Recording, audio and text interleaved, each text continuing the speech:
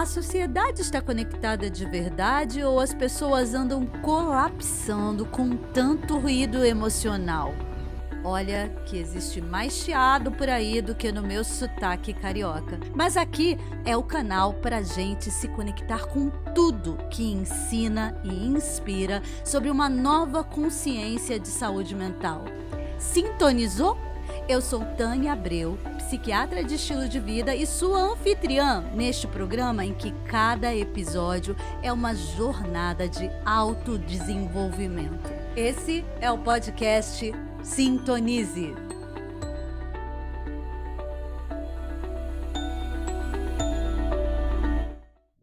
O Sintonize de hoje vai trazer um tema que certamente está mexendo com todos nós, que é o processo de envelhecer. Eu quero que você faça um exercício agora de pensar e de sentir. Como é que você imagina uma pessoa de 70, 80 anos? Como é que você se imagina lá? Provavelmente você está nesse processo em que você se relaciona com seus avós ou vê pessoas mais velhas, e a gente vai falar da super generalização, simplificação e discriminação que existe sobre esse ciclo de vida. A vida é o dever que trouxemos para fazer em casa. Quando se vê, já são 6 horas. Quando se vê, já é sexta-feira. Quando se vê, já é Natal. Quando se vê, terminou o ano. Quando se vê, perdemos o amor da nossa vida. Quando se vê, já se passaram 50 anos. Agora é tarde demais para ser reprovado. Se me fosse dado um dia, outra oportunidade, eu nem olhava o relógio. Seguiria sempre em frente e iria jogando pelo caminho a casca dourada e inútil das horas. Seguraria o amor que está à minha frente e diria: eu o amo. E tem mais. Não deixe de fazer algo de que gosta devido à falta de tempo. Não deixe de ter pessoas ao seu lado pelo puro medo de ser feliz. A única falta que terá será desse tempo, que infelizmente nunca mais voltará. Eu trouxe uma pessoa que é especialista, nesse tema, que ela é psicóloga pela USP, professora da USP na área de psicogerontologia, doutora em psicologia pela UNB, mestre em psicologia social, tem pós-doutorado em psicogerontologia pela UCF nos Estados Unidos, escreveu vários artigos científicos, é uma autoridade que inclusive teve um livro que foi laureado, teve louros do Prêmio Jabuti. Então é uma pessoa que sabe muito sobre esse tema, e eu estou falando sobre a professora Deusivânia Vieira da Silva Falcão, que está aqui no nosso estúdio, e certamente você vai aprender muito com ela. Eu quero agradecer a tua presença aqui, e já vou aí me aproveitar e trazer muitos temas que vão aquecer aí as pessoas. Obrigada, Deusivânia. Muito obrigada, Tânia. Assim, para mim é um prazer imenso estar aqui. Você tem uma energia que sintoniza,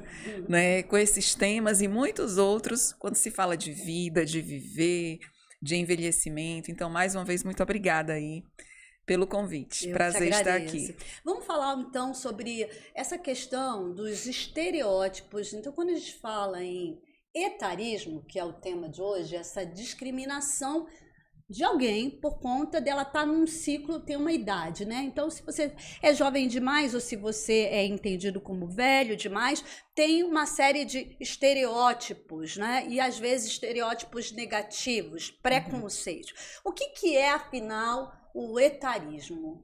Bem, o etarismo, que eu particularmente gosto de nomear idadismo, porque o etarismo, por que eu gosto da palavra idadismo? Primeiro porque ela foi, a própria Organização Mundial de Saúde publicou um manual falando sobre o idadismo, para as várias línguas, e quando chegou na língua portuguesa, eles chegaram à conclusão de que o termo mais correto seria idadismo. Em inglês é ageism. Ageism.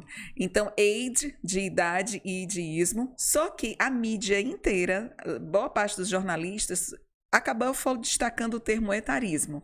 E o que é o etarismo? O etarismo é um preconceito, na verdade é um preconceito, como nós sentimos, como nós agimos e como nós pensamos em relação às pessoas, principalmente relacionado à questão da idade. Então, o idadismo, ele pode acontecer com pessoas mais jovens, até mesmo com crianças aos mais velhos. Só que os mais velhos, eles são mais, digamos assim, destacados na nossa sociedade, especialmente nos países em desenvolvimento ou subdesenvolvidos, porque falta muita educação para o envelhecimento. O termo idadismo, ele foi inicialmente cunhado por um gerontólogo, na verdade um médico psiquiatra, que também gostava muito da gerontologia, que foi um grande ativista nessa área, que era o Robert Butler.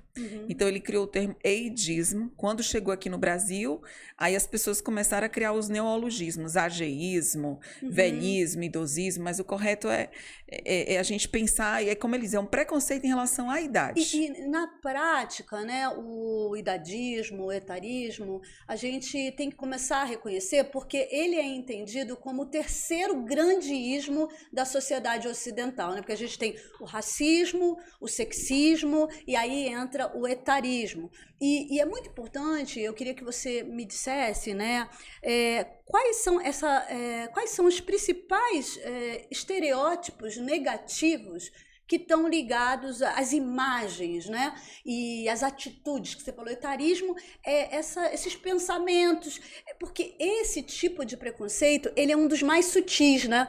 Pois é um preconceito sutil muitas vezes, né? Que, por exemplo, velho não aprende mais nada. A gente vê, por exemplo, os adágios populares, burro velho não se ensina nada, porque burro velho não se aprende. Né? Por exemplo, de que o velho ou a velha não tem uma sexualidade ativa, o que não é verdade. A gente tem pessoas que têm 90 anos e conseguem ainda manter dentro das suas condições uma sexualidade, sua fisiologia, uma sexualidade ativa e saudável. Por exemplo, de que todo velho é ranzinza. Então, na verdade, isso não acontece, porque você vê que tem criança ranzinza, tem adolescente ranzinza, tem jovem ranzinza, tem adultos de meia idade ranzinza, e também teimoso do mesmo jeito. Que é então, lento, né? Outro estereótipo, que é, o idoso, ele não tem energia, né? Pois é, hoje eu vejo idosos, eu que trabalho também lá na USP, não só, porque lá na USP eu dou aula para graduação, pós-graduação e também para a USP 60+. Então, hoje nós temos pessoas na USP 60+, de 92 anos, por exemplo, ativas, saudáveis, estudando conosco, trocando ideias, tendo um número maior de pessoas como amigos, né? Até recebi um dia desse no podcast, que eu também, né, o Viver Podcast, um professor de teatro junto com uma ex-aluna minha, e ela contando pra gente que foi feita uma festa na casa de uma idosa, que era amiga lá dela, do USP 60+, e o neto dela, adolescente, ficou bobo, porque a festa lotou de gente. E cheia de energia. Cheia de energia. E ele falou, vovó, eu não tenho um terço da sua amizade e com essa energia que você tem. E eu vou querer falar muito sobre isso, você vai ficar ligado, porque essa questão dos estereótipos que a gente vai falar, o quanto que o meio social, que aí você já deu uma pitadinha do que eu vou te perguntar, o quanto o meio social, você falou aí a USP, que é um meio estimulante, inclusivo, de discussão, de reflexão, de participação, favorece esse tipo de né, comportamento do ciclo do idoso, né? Mas aí eu queria que você falasse assim, mais desses outros estereótipos também. Que outros estereótipos tem? Você falou da sexualidade, da energia, a questão de não aprender. De não aprender. Que a pessoa... de que ela é cansada, de que ela não é capaz, de que ela tem que ficar sozinha, né? De que o idoso, ele vai ficando solitário. Né? Que mais outros estereótipos? Por exemplo, essa história do aprendizado, né? A gente tem que combater no sentido de que existe o lifelong learning, o aprendizado ao longo da vida. A vida inteira a gente pode aprender. Então, o nosso cérebro já foi comprovado, né? Nós temos, por exemplo, a neuroplasticidade. Então, a gente pode e deve aprender, depende muito do ambiente que nós estamos inseridos. Um outro tipo de preconceito, por exemplo, de crenças, porque quando a gente pensa em idadismo, a gente pensa nas crenças, não é? A gente pensa no preconceito e a gente pensa também nos estereótipos, que é o que a gente está trabalhando. Então, os estereótipos negativos, por exemplo, de que você já não é mais capaz de, digamos, coordenar uma empresa. Entendi. Entendeu? Ou seja, você já não é mais competente para coordenar uma empresa. Mas isso também pode acontecer para uma pessoa mais jovem. Por exemplo, ela é muito jovem, para coordenar uma empresa. Ou então ele já está muito velho, ele não sabe se atualizar. Ele não tem atualização, por exemplo, da inteligência artificial, ele já não manja muito essas coisas. Que ele é incapaz de seguir as tendências do tempo, que ele está parado no passado, né? Isso é um preconceito comum. Isso. E aí a gente vê os ambientes, né? Por exemplo, o preconceito existe no ambiente microsocial, mesosocial e macrosocial. Explica isso, o que é micro, meso, então, esse macro. microsocial, por exemplo, a começar pela sua própria família. Dentro de casa, Dentro né? de casa. Já começa ali. E o velho é aquele velho, o vovô tá muito velho, não dá mais para fazer isso, não que dá ele mais para fazer precisa ser aquilo. cuidado, né? Lugar de idoso é dentro de casa. Esse é um preconceito que o idoso, né, tem que ser protegido. Pois é, aí já é um tipo de estereótipo positivo. Assim, por um lado, né? Tem os dois gumes disso, né? Isso. Desse estereótipo. Isso. Nós temos o estereótipo negativo, que vai desencadear esses processos de você se afastar. E nós temos os estereótipos positivos. Por exemplo, de que todo idoso é sábio. Sim, é um estereótipo positivo. Mas que não necessariamente é verdade. Não. A grande questão que a gente está falando aqui não é que algumas dessas questões não se apliquem, mas é a generalização. Entendeu? De que todo idoso precisa ser cuidado. Quando, na verdade, muitas vezes aquele idoso está em plenas atividades para algum tipo de autonomia e que é restringida pelo fato dele ser idoso. Sem considerar a singularidade. Aí é que vem o problema. É eu não olhar mais para o idoso, porque ele, como singular, avaliando as habilidades dele, né? Eu acho que aí é que tem, até no estereótipo positivo, que é assim, não, mas espera aí, precisa ser cuidado. Tem muitas vezes que falam assim, não, mas eu não preciso desse cuidado agora. E, de fato, às vezes ele não precisa, naquele momento. Na verdade, assim, a pessoa idosa é um ser humano antes de tudo. Isso, então a gente tem que ter a sensibilidade de que se você percebe que um adolescente está precisando de ajuda, você oferece. Se você percebe que um adulto de meia idade está precisando de ajuda, você oferece. O idoso da mesma forma. Você oferecer sem você ver que ele está precisando, chega a ser um pouco um estereótipo positivo de que todo idoso precisa de ajuda. Isso aconteceu recentemente, uma amiga minha, ela esteve em Londres, ela mora na Inglaterra, mas ela mora no interior. E ela esteve em Londres semana passada. Ela mandou um WhatsApp para mim falando assim, amiga, que interessante, vim visitar minha filha aqui em Londres, mas percebi que os idosos daqui não gostam de serem ajudados, porque várias vezes eu me ofereci para ajudar com alguma coisa, eles, muito independentemente, diziam prontamente que não precisava. Obrigada. Entendeu? Então, assim, o que acontece? Dependendo até, inclusive, do contexto, a pessoa idosa ela é muito incentivada à autonomia. E tem os países mais evoluídos, eles incentivam muito a autonomia da pessoa idosa. Sim. Agora, nos países mais subdesenvolvidos, onde há muito estigma em relação ao envelhecimento, eles acabam muitas vezes aceitando, né, esses estereótipos e ficando nesse lugar. Isso.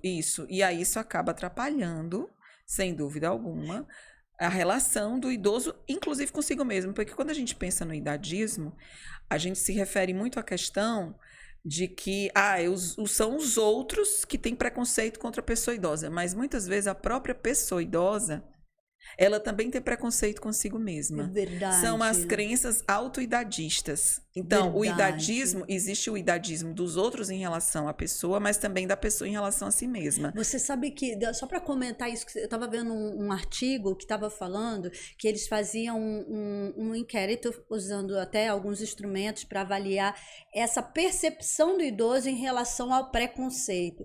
E nesse estudo, falava exatamente isso que você está falando, que os idosos eles não percebiam como agressivo. Ou como um preconceito, porque internalizou-se tanto a aceitação disso, porque você como psicóloga social, gente, isso é um fenômeno cultural. Sim. À medida que você internaliza essas imagens como aceitáveis, de que necessariamente a pessoa com 40, com 50, com 60, com 70, ela vai seguir um destino inevitável, a pessoa vai internalizando aquilo. E isso pode ser muito perigoso. Sim. Né? Porque a pessoa nem percebe que aquilo para ela não se aplica. Sim. E fala assim, não, para mim isso não se aplica, essa restrição. Uhum. Porque eu tenho essa idade, Uhum. né? Então, é bem interessante isso que você está falando, porque eu ia perguntar justamente disso.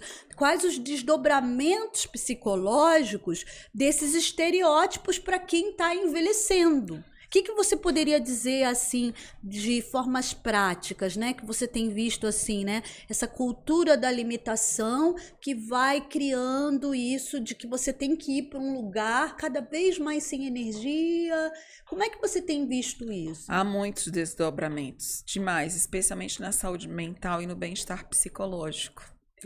Por exemplo, especialmente nas mulheres, tá? Porque a gente não discutiu ainda a questão do gênero, mas o gênero, quando a gente pensa, por exemplo, na mulher, ela sofre muito mais de preconceito quando ela está envelhecendo do que os homens. Porque elas precisam se manter belas, elas precisam se manter sempre com a boa aparência. Então, porque a gente sabe que a questão da aparência, da beleza, ela é muito significativa numa cultura que laureia a juventude. Por exemplo, você vê, por exemplo, o homem maduro, como se falava, né? O homem maduro, nossa, ele é um cara da meia idade, é um grisalho, charmoso. Né? Até charmoso. A mulher não, a mulher é uma tranqueira. Para muitas pessoas, assim, tô pensando em termos do popular, né? Olha como ela tá velha. E a gente viu isso, inclusive, né? Agora aí nas redes sociais a gente vê algumas mulheres sofrendo, né? São atacadas, são né? atacadas. E comparadas. Olha ela com 20, olha aqui como é que ela tá. Até eles botam assim, veja como essa atriz ficou. Isso. Né? E aí compara ela lá com 20 aninhos e com 50 anos. Então ela tem que estar com 50 com a carinha dos 20, né? Sim. Essa cultura do forever young, né? Sim. Inclusive a própria Sandra Bullock, né, ela publicou um dia desses uma foto dela com a sobrinha e as pessoas ficaram falando muito da aparência dela. Ela falou, nossa, eu só quis publicar uma foto de um momento feliz com a minha sobrinha, mas as pessoas começaram a criticar a aparência dela, porque ela estava muito velha, porque ela estava muito desleixada, quer dizer, não pode, né? Então é uma questão muito complicada. E quando você, respondendo a tua pergunta anterior, e vamos complementar, a questão da saúde mental e do bem-estar psicológico, o que acontece? Uma pessoa que cresce num ambiente como esse, ela vai internalizando essa crença. Inclusive, tem uma psicóloga que eu sou fã número 1 dela, que é a Becca Levy, que inclusive tem um livro chamado A Coragem de Envelhecer, traduzido para o Brasil, ele é A Coragem de Envelhecer. Olha aí, gente, dica de livro, A Coragem de Envelhecer. Ela traduziu, esse livro foi traduzido, é outro nome, eu não me recordo exatamente, eu li primeiro em inglês e depois eu comprei em português.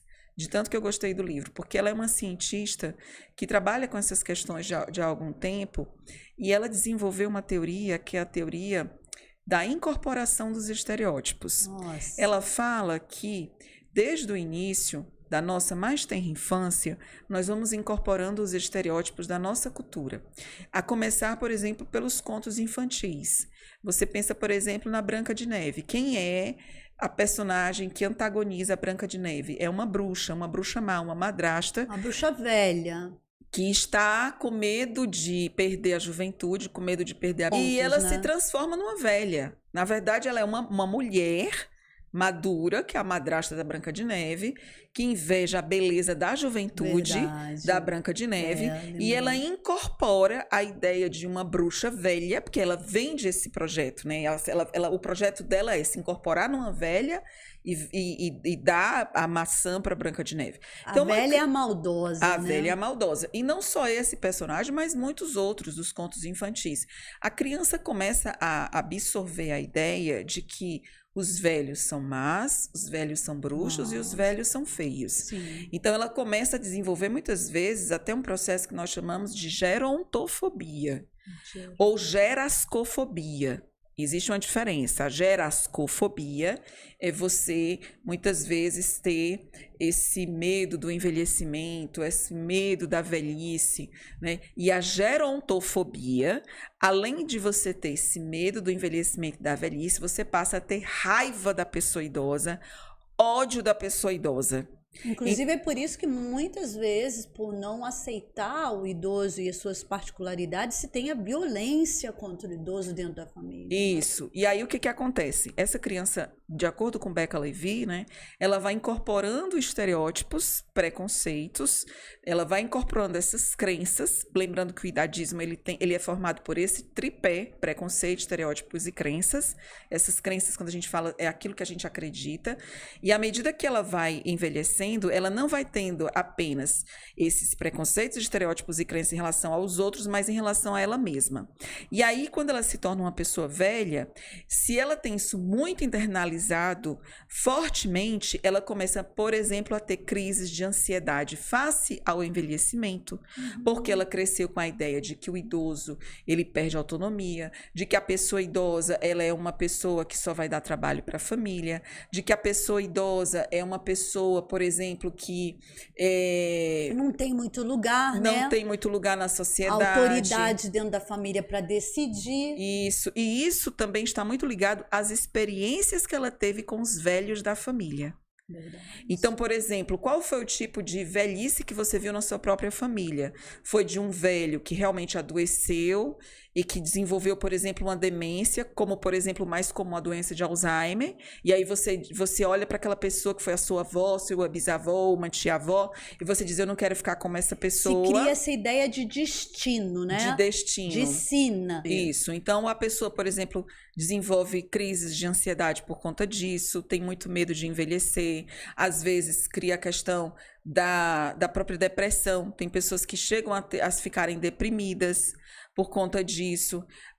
Então, assim, a gente vê que e isso acaba afetando a saúde mental, obviamente, e o bem-estar psicológico daquela pessoa. E a pessoa, ela pode, com base nisso, dessa inevitabilidade do ciclo que vai deteriorar, parar de investir, né? Sim. Então ela fala assim, eu investi até tal idade, a partir de agora, como eu sei que esse destino é inevitável, então não vou colocar tanta energia. E isso é algo realmente muito que a gente precisa alertar para desconstruir isso, né? Muito legal que você está falando dos efeitos psicológicos desses estereótipos. Sim, né? e inclusive Becca Levy, ela tem um nome para isso. Ela diz que essa introjeção que a gente faz para nossa vida e vai se tornar uma profecia autorrealizável. Nossa. Ou seja, você meio que conviveu com aquela pessoa idosa ou não teve a oportunidade de conviver com envelhecimento positivo, ou você cresceu naquela cultura com crenças extremamente idadistas, então quando você chega aos 60, você vai replicar tudo aquilo que você introjetou.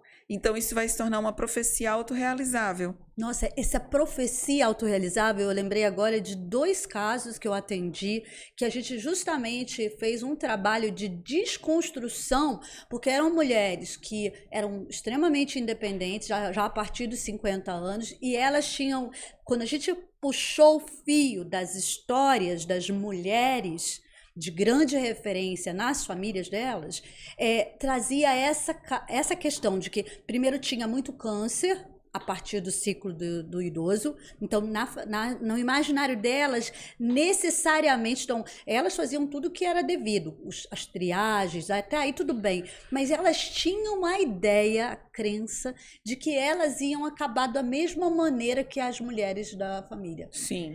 E desconstruir foi muito interessante o processo delas, porque conforme elas foram trazendo isso em terapia, foi sendo desconstruída essa profecia, que foi semeada inconscientemente. Sim. E por várias falas, quando aí elas começaram a reprisar as falas que elas tinham na infância, na adolescência, a relação delas com essas mulheres, aí elas começaram a ter consciência para desconstruir. Isso, perfeito. Que é fundamental. Né? Isso. E é tanto que a própria Organização Mundial de Saúde, nesse manual, né, que eles destacaram, e as pesquisas científicas também que a gente desenvolve, ressaltam a necessidade da gente favorecer as relações intergeracionais e da gente trazer muito do envelhecimento positivo Sim. também para as pessoas, né? De Ou colocar seja, o idoso com o adolescente, com a criança, de circular a energia e esses ciclos de vida se comunicarem. isso, e de possibilitar a criança também ter contato com idosos, pessoas idosas ativas e saudáveis. Isso ficou muito claro Muito para legal. mim, por exemplo, eu tive duas avós maravilhosas, fantásticas, sou muito grata e muito leal a elas até hoje, busco honrar todos os valores que elas passaram para mim, mas elas duas tinham estilos de vida completamente diferentes, traços de personalidade completamente diferentes, e eu pude conviver de perto, porque eu morei primeiro com uma e depois eu morei com a outra. A primeira, ela tinha um estilo de personalidade mais introspectivo, ela não teve tantas possibilidades e oportunidades como a outra. Ela teve, para mim, uma imagem de envelhecimento mais negativo, porque ela desenvolveu a doença de Alzheimer. Então, ali eu percebi, eu tinha esse medo, né, de envelhecer nesse sentido. Na época, eu era adolescente, eu ficava observando. Mesmo antes dela ter a doença de Alzheimer, eu percebia que a velhice era muito ligada a perdas, porque quando ela desenvolveu, eu já era uma adulta, né?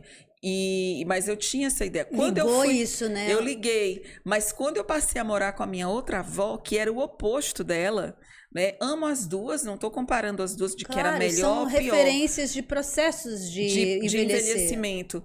E porque é interessante, eu sou tão leal a elas que, assim, me passa, nossa, Deus, Ivânia, você tá falando. Não, é bem interessante, porque eu Essa acho que coisa- conforme você fala das suas vós, né, a nossa audiência vai. Como é que é a minha relação com a minha avó materna? Como é que é a minha avó paterna? Elas Isso. são iguais, são diferentes, é legal. Isso. E aí é interessante porque a minha outra avó era o oposto da minha avó, que eu vivia inicialmente nos primeiros anos da minha vida.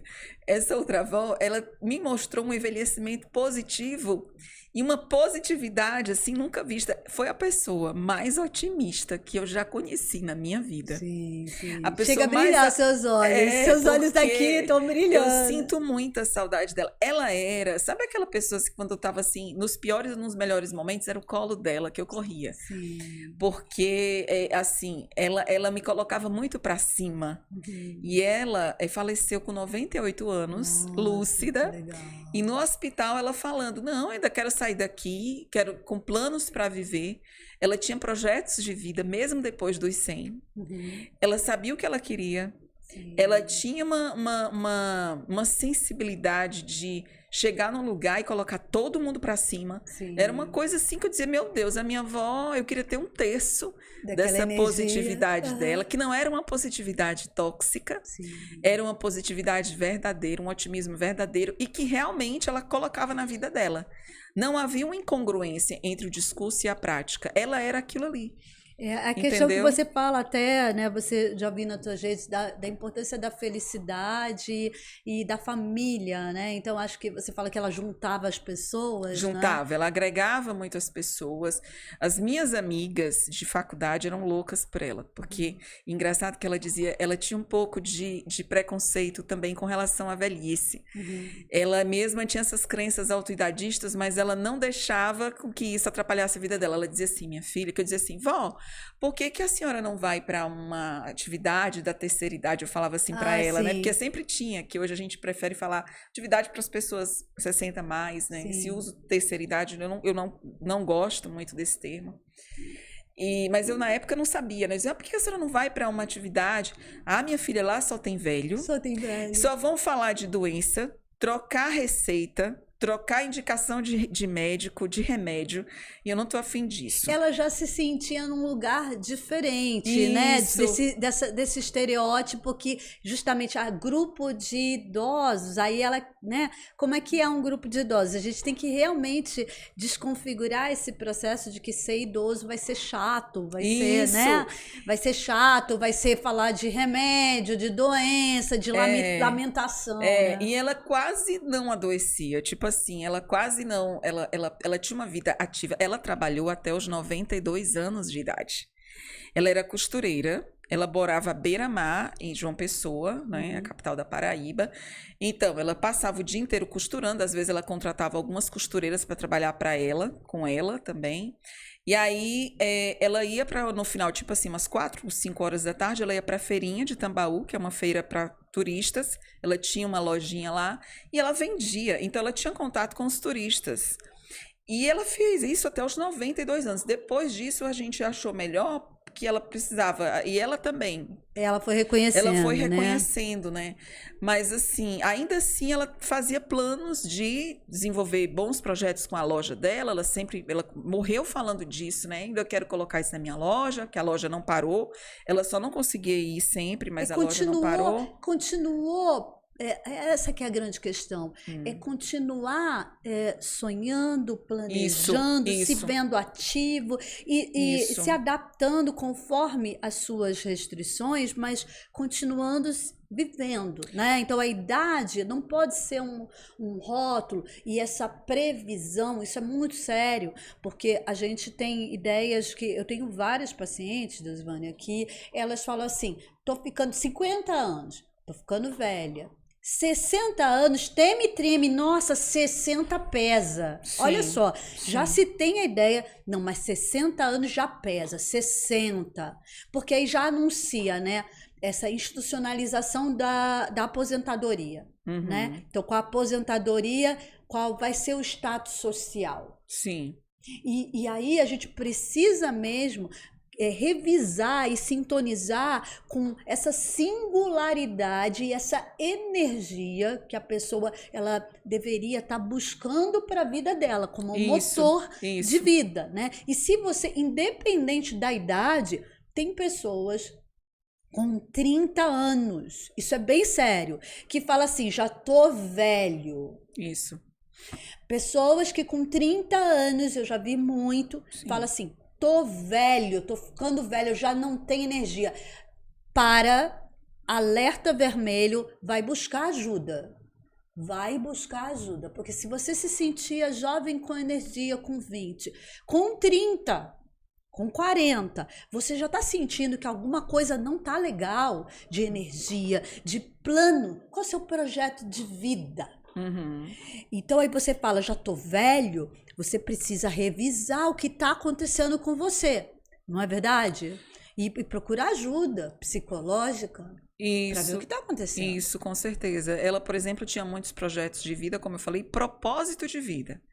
Porque a questão do propósito de vida tem muito a ver com o nosso Ikigai, né? Que é uma filosofia japonesa, que é aquilo que te motiva a acordar cedo, que te motiva a acordar cedo com a vitalidade de dizer assim: hoje eu tenho isso para fazer, isso me motiva a viver. É ter motivos para viver, é viver a vida, não só pensando nos anos de vida, mas pensando na qualidade de vida desses anos. Quando a gente vai fazer aniversário, a gente fala: parabéns para você, muitos anos de vida. Eu diria: parabéns para você, muitos anos de vida, e muita vida nesses anos. E muita vida nesses anos. E ela dizia muito isso. Ela falava assim: eu prefiro às vezes estar com a tua turma, porque a tua turma fala muito de vida. Ela dizia: a tua turma, minha turma ali de adolescente, de jovem adulta, né, pensando nos planos do que ia fazer, do trabalho, do casamento. Ela dizia: às vezes porque vocês falam de vida.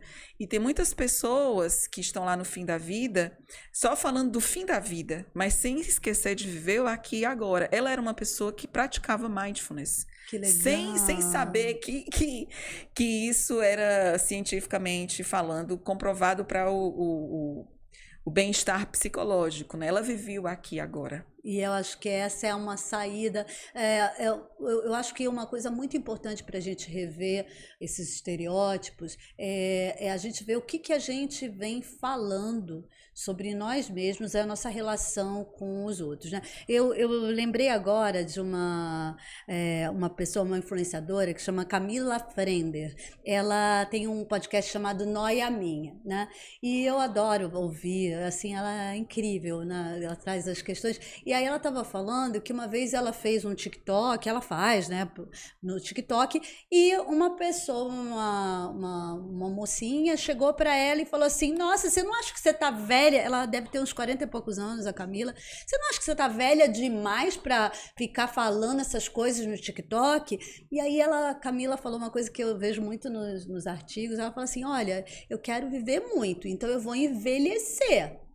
Eu não quero morrer cedo. Então, querida, reveja a maneira como eu vou estar aqui. Qual é o problema? Por que eu não posso estar aqui no TikTok?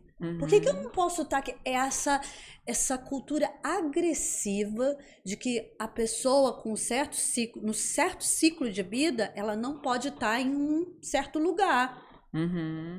Não, aqui não é teu lugar. E outros estereótipos de que, por exemplo, a mulher com 50 anos, com 60, 70, não pode usar certo tipo de roupa. Não, qual é o tipo de roupa que uma mulher com 60 anos tem que usar que é adequada? Sim. Para onde essa mulher pode ir? Ela pode divorciar aos 60 anos? O que é? Tem muita família, não. Como é que vai inventar isso aos 60 anos? Tinha que ter feito isso antes. São violências, microviolências que a gente tem relacionadas ao ciclo de vida, não é verdade? Sim, sim. E a gente precisa quebrar esses tabus. Até vou dar outra dica para os seus seguidores, né? É um livro que eu li recentemente que eu gostei bastante, que foi da doutora Gladys McGarry, que ela é uma médica da medicina holística, foi uma das fundadoras da medicina holística. Eu fiquei fã número 1 dela. Ela tem 103 anos. Nossa. Ela até hoje faz live pelo Instagram. E ela lançou esse livro recentemente, que no português ficou Uma Vida Bem Vivida. E aí no início do livro ela fala, eu não vou falar aqui dos segredos da longevidade, porque eu cheguei aos 100, não é? Ela falando, eu passei dos 100, ela vivenciou a pandemia, ela chegou a atender durante a pandemia alguns pacientes. E ela dizia, eu cheguei aos 100 e ainda estou tentando entender essa questão da longevidade, mas eu posso falar para vocês alguns segredos de saúde e de bem-estar, da ciência do bem-estar. E aí ela fala que ela fala desses segredos, né? Que aí vocês vão ler no livro para não dar spoiler. Mas ela é um exemplo de... Tem no português, será? Tem no português já, ela foi traduzida para o português. Uma Vida Bem Vivida é o título do livro. E ela fala assim, eu não vou falar como falando, não vou entrar no detalhes do livro para os seus seguidores lerem, mas por que me lembrei dela? Porque ela foi uma pessoa que ela se divorciou com 70 anos de idade. Nossa. Do amor da vida dela. Ela sempre fala assim, olha, eu tive vários problemas, ela enfrentou 2 cânceres, ela perdeu uma filha quando a filha já tinha 50 anos, ou seja, ela perdeu uma filha idosa, ela já era idosa quando a filha dela morreu com 50 anos, e ela se divorciou do marido com 70 anos, o que nós chamamos na psicologia, na verdade na gerontologia também, de divórcio grisalho, que aí é outro tema para outro podcast. Outro podcast. Não chega... Dá pano pra manga isso. De divórcio grisalho, né? Você viver, você fazer planos de morrer ao lado daquela pessoa, de viver para sempre, e de repente a pessoa olha para você e diz que não quer mais continuar a vida ao seu lado. Eu era uma cinéfila antes delas nascerem. Hoje elas estão com 13 anos, hoje eu já assisto alguns filmes com elas, mas aí eu tinha uma lista de filmes que eu sempre assistia. Aí também a gente vai se fazendo aquele malabarismo, né, entre ser mãe e ser profissional, aí meu trabalho também me chama para muitas coisas, eu acabo muitas vezes sem ter tempo. Você sempre está dando entrevista, e está escrevendo artigo, e está dando aula.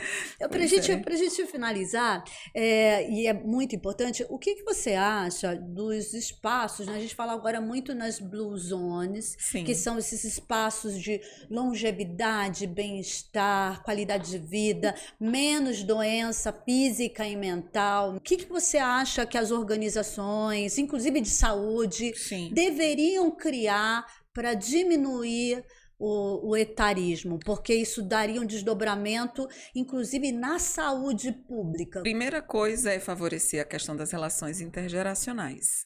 Desenvolver programas de saúde que possam ser envolvidos crianças, adolescentes, pessoas idosas, não só na saúde, mas também na escola, convidar os avós para participar de alguns eventos da escola. Eu morei nos Estados Unidos por um período da minha vida, minhas filhas na época eram crianças, e eu me recordo de várias vezes chegar na escola delas e ter pessoas idosas ajudando voluntariamente o trabalho dos professores. Inclusive, tem uma cena que eu fiquei encantada, porque eu pedi permissão para tirar foto. Elas estavam tendo aula de geografia, e aí a cena é mais ou menos o seguinte, vocês vão mentalizar aí a cena.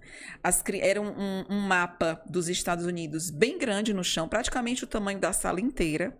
as crianças ao redor desse mapa, sentadas no chão, e um homem idoso, que era o professor, que estava ali voluntariamente, explicando cada região daquele país e convidando as crianças para dizer assim, venham você agora para o estado, e falava o nome do estado.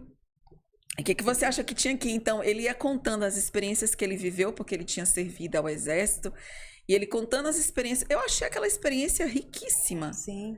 Fantástica. Então, é trazer o idoso, a pessoa idosa para a escola, nas universidades, o trabalho que nós desenvolvemos, por exemplo, na USP, a USP 60+, é fantástico.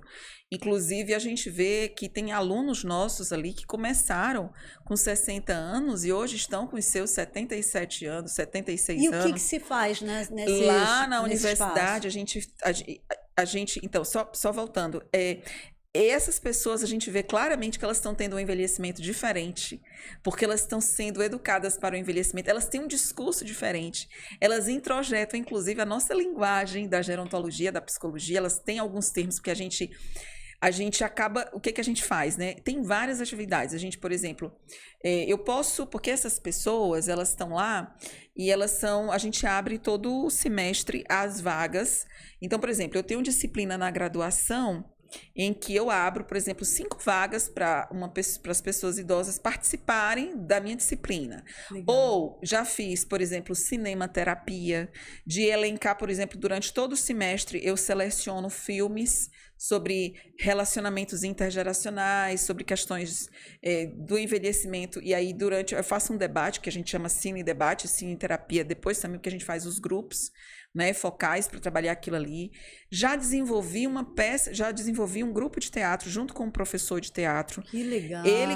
Ele dava as técnicas de teatro e eu dava toda a parte do suporte psicológico. Por exemplo, nós desenvolvemos 5 peças teatrais, foram 5 anos com essa turma.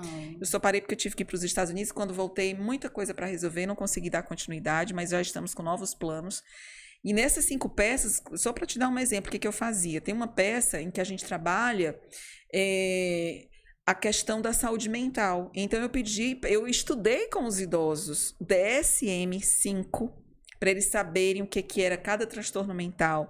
Eu os levei para fazer, incentivava para fazer, por exemplo, visita. Vamos supor, cada personagem, por exemplo, personagem alcoolista. Ele tinha que fazer uma visita a um alcoolista, a família de um alcoolista, para entender como é que era a dinâmica. Uma pessoa com transtorno obsessivo compulsivo, ele tinha que estudar o que era. E sabe o que... Isso vai ativando muito a aprendizagem, as conexões, a cognição. Ele está aprendendo uma coisa totalmente nova e relevante para ele entender temas que são tão prevalentes: alcoolismo, toque, depressão, ansiedade. E o interessante é que essas pessoas que eram idosas, né, que eram os atores, eram os nossos atores, eu também convidava alunos da graduação que tinham interesse por teatro e da pós-graduação também. Então, eu fazia a interação entre essas pessoas, os estudantes, tanto da graduação como da pós, que tinham idades diferentes. Eu também fazia parte da peça.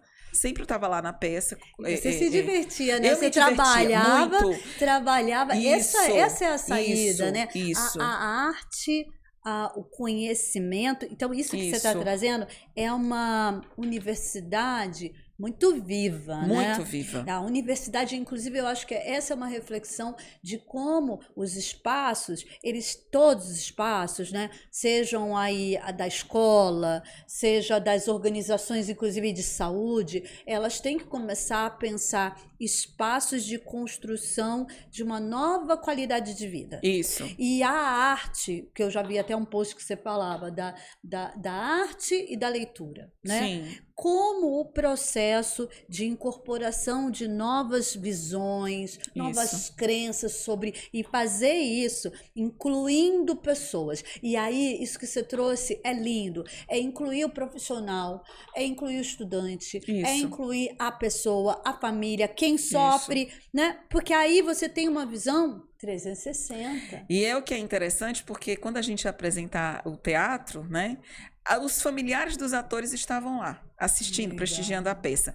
E assim, eu recebia feedback deles, por exemplo, me lembro muito vividamente de um caso de uma das nossas atrizes, que ela dizia assim: professora, você mudou a minha maneira de pensar, a doença que eu tinha eu não sabia. Ela tinha TOC, ela tinha transtorno obsessivo compulsivo, a família já tinha falado, mas ela nunca aceitou. Ela disse que o fato dela ter estudado a doença, dela ter vivenciado isso como uma protagonista da peça, fez ela procurar ajuda de um psiquiatra e de um psicólogo e de reconhecer. Então, isso é que traz aí a gratificação, né, desse trabalho. Na USP 60 Mais a gente também tem oficinas, não só de teatro, mas de visitação para museus. Cada professor que tem interesse em trabalhar com pessoas idosas oferece aí o que pode. Então tem treinos de estimulação cognitiva para treinar as questões da memória, palestras, tem mini cursos. Ontem mesmo eu dei para eles um mini curso sobre idadismo e bem-estar psicológico.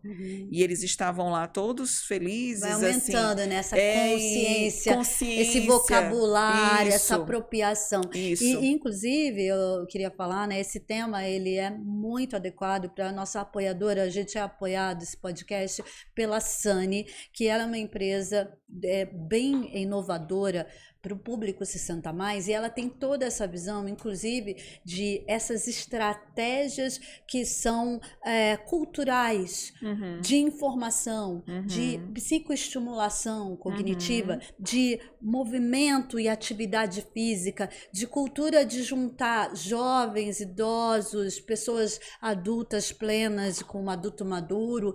Então a gente já teve vários eventos lá. Minha mãe, ela é cliente. Quando eu ouvi falar da Sani, eu falei, nossa, eu quero conhecer essa empresa, e aí contratei para minha mãe, e isso foi uma revolução para o processo dela, né? Tá sendo, porque muitas vezes, como você falou, o idoso internalizou por 60, 70 anos aquela visão de si mesmo. Sim. Por isso é que é importante a gente revisar esse processo, e a Sani é essa empresa que está muito preocupada em, por exemplo, apoiar um espaço como esse, que traz esse tema para o adulto, para o jovem, para a gente revisar e reconstruir isso, né? Isso. Então eu achei assim incrível quando eles me convidaram assim, falaram, Tânia, você, né, eu já estava com a ideia do podcast, e eles, não, vamos te apoiar. E eu falei, nossa, que interessante. As organizações já estão mudando, as empresas também.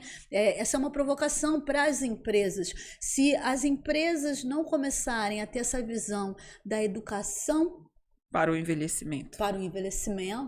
E elas mesmas não fomentarem isso na prática, com arte, com informação, com profissionais psicólogos bem informados, educadores físicos, porque isso é transdisciplinar. Sim. Essa abordagem, ela não pode ser só, não é da saúde, ela é da cultura, ela é do esporte, ela é de pensar todo um estilo de vida, como você trouxe. Sim. Tá? Eu queria... eu estava aqui com muitas mais perguntas, só que a gente já falamos coisas extremamente relevantes. Eu quero super te agradecer a tua presença aqui. Foi lindo, e eu quero te chamar mais vezes e dizer aí, se você quer dar as últimas palavras para o nosso público, para a nossa audiência, os endereços da Deusivânia. Ela é uma especialista na saúde do idoso, saúde mental do idoso. Você pode procurar ela nas redes sociais, e deixa aqui os seus comentários. Deixo com você as últimas palavras antes da gente encerrar. Eu gostaria mais uma vez de te agradecer a você que ficou conosco até agora, dizer que é muito bom estar aqui e de compartilhar esses conhecimentos, porque só temos dois caminhos na vida. Ou a gente vai morrer muito jovem, ou a gente vai morrer uma pessoa idosa. Então, o que você quer fazer da sua vida? Às vezes, a questão da morte você não consegue ter controle, porque quando ela chega, ela não te dá recado. Né? Então, mas aí você pode trazer um recado para a sua vida, dizer assim, o que eu posso fazer hoje para viver o aqui e agora? O que eu posso fazer para trabalhar essas questões do preconceito que eu alimento em relação às pessoas idosas, em relação ao envelhecimento? Né? O que está faltando muitas vezes para você buscar uma terapia, para você buscar esse autoconhecimento, que é um dos ingredientes necessários para você viver bem e viver melhor.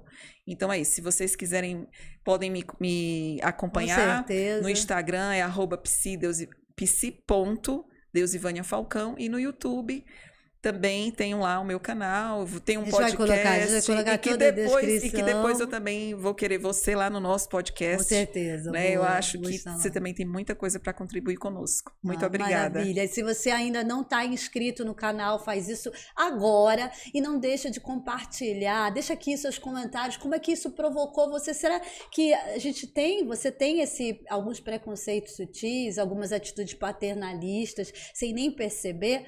E isso vai impactar em você, em como você. Então tem que desconstruir isso agora. Então eu te vejo no próximo Sintonize.